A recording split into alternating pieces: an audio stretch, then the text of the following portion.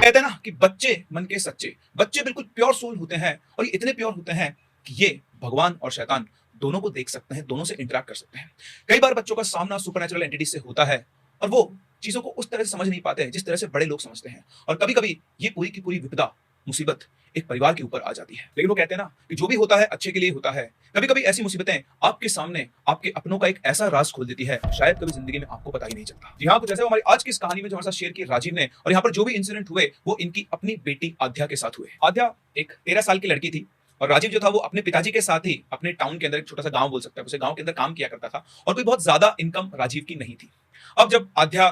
करीबन 8वीं क्लास 7वीं 8वीं क्लास में पहुंची, थोड़ी बड़ी होने को लगी, तो उसे उसकी एजुकेशन की चिंता सताने लगी क्योंकि गांव के अंदर ऐसा कोई स्कूल नहीं था और शहर में वो शिफ्ट हो पाए इतने उसके पास पैसे नहीं थे, तो उसकी इनकम नहीं थी कि शहर में वो किराए का मकान भी ले ले, अपने बच्चे को पढ़ा भी ले। पर मन में उसकी बहुत इच्छा थी और कशमकश उसकी चल रही थी कि कैसे करके वो शहर पहुंचे और अपनी बेटी को आगे पढ़ाए। तभी उसके दिमाग में एक बात आती है कि उसके ताऊजी हैं जिनका घर शहर से मात्र 12-13 किलोमीटर दूर है, मतलब गाँव में ही है और वहां से वो आसानी से अप डाउन कर सकता है अगर उसके ताऊजी उसको उस घर में रहने को अलाउ कर दें तो। राजीव के ताऊजी का अपना घर था, अगर वो मान जाते तो उसे किराया भी नहीं देना पड़ता और आसानी से वो रोज अप डाउन कर सकता था, अपना काम भी कर लेता और आध्या की पढ़ाई भी एक अच्छे स्कूल में वो करवा सकता था। ये सब सोचकर वो अपने ताऊजी के पास पहुंचता है, उन्हें सारी बात समझाता है और आप उसकी खुशकिस्मती देखिए या फिर उसकी बदकिस्मती देखिए, उसके ताऊजी उसको उस घर की चाबी देने को तैयार हो जाते हैं। बोलते हैं कि अच्छी बात है यार, मेरा अपना ही बच्चा रहेगा, साफ सफाई भी हो जाएगी, वैसे भी हम लोग उस घर के अंदर रहते नहीं है, वो घर यूं ही पड़ा हुआ है, तुम लोग रहोगे, थोड़ी घर की देखभाल भी हो जाएगी और तेरा भी पैसा बचेगा, हमारी जो पोती है वो भी पढ़ाई वढ़ाई कर लेगी। और इस तरह से राजीव को उसके ताऊजी घर की चाबी मिल गई। वो बहुत खुश था कि अब वो आध्या को आगे अच्छे स्कूल में पढ़ा पाएगा। लेकिन उसे क्या पता था इस घर में कोई और भी है जो उसका इंतजार कर रहा है। कौन है वो, क्या है वो, हम लोग इस mesmerizing कहानी के अंदर आगे। राजीव अपनी